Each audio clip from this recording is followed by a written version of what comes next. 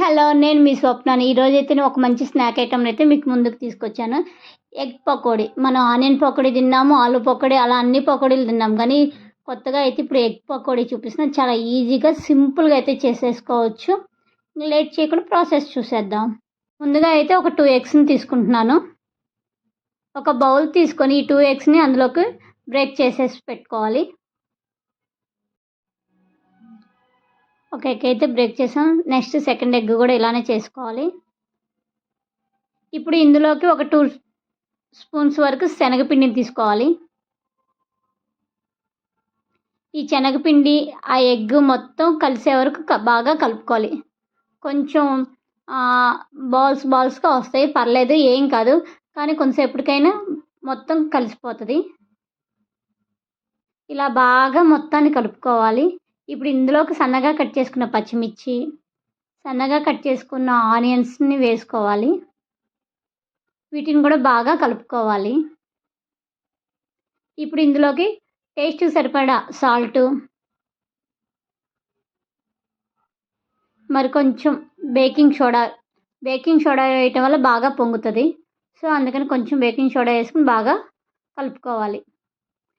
ఇప్పుడు పొయ్యి మీద ఒక ప్యాన్ పెట్టుకొని కొంచెం మరీ డీప్ ఫ్రై కాదు, అలానే మరీ కాదు, కొంచెం ఆయిల్ పోసుకొని వేడి చేసుకోవాలి. ఆయిల్ బాగా వేడెక్కింది కదా. ఇప్పుడు ముందుగా మనం బీట్ చేసి పెట్టుకున్నాం కదా, అన్నిటిని కలిపి దీన్ని ఒక్కొక్కటి స్పూన్గా చొప్పున వేసుకోవాలి. మనం గుంత పునుగులు ఎలా వేసుకుంటామో అలా.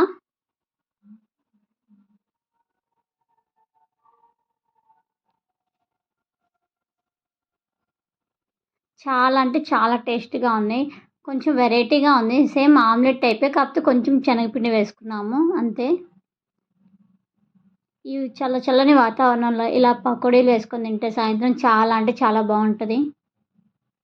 కొంచెం వెరైటీగా కూడా ఉంది. ఒక 2-3 మినిట్స్ తర్వాత వాటిని మళ్ళీ తిరగదిప్పుకోవాలి. మొత్తాన్ని తిరగదిప్పుకున్న తర్వాత ఒక 5 మినిట్స్ వరకు ఉంచుకుంటే సరిపోతుంది. చాలా ఈజీగా సింపుల్గా అవుతుంది ఈ ప్రాసెస్ అయితే. ఖచ్చితంగా ఒకసారి ట్రై చేయండి. చాలా అంటే చాలా టేస్ట్గా ఉన్నాయి. బాగా పఫీగా వచ్చినాయి. ఒక 5 మినిట్స్ తర్వాత మాత్రం తీసేస్తే సరిపోతుంది. ఇప్పుడు ఒక్కొక్కటి చొప్పున తీసి ఒక బౌల్లో వేసుకోవాలి. అంతే, చాలా ఈజీగా సింపుల్గా అయిపోతుంది. ఖచ్చితంగా పిల్లలు అయితే చాలా బాగా ఇష్టపడతారు.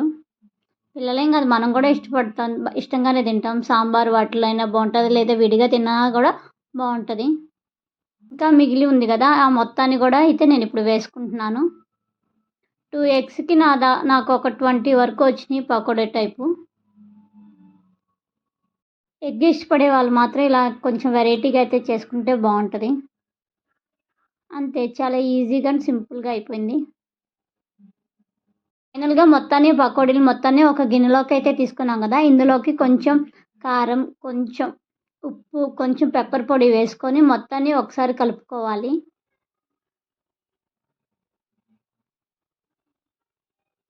అంతే, చాలా అంటే చాలా టేస్ట్గా ఉన్నాయి. ఒకసారి ఖచ్చితంగా ట్రై చేయండి. Easy process. మొత్తం ఒక 10 మినిట్స్ కూడా పట్టలేదు అంతే. వీడియో నచ్చినట్టయితే లైక్ చేయండి, ఛానల్ని సబ్స్క్రైబ్ చేయండి. Thank you for watching video.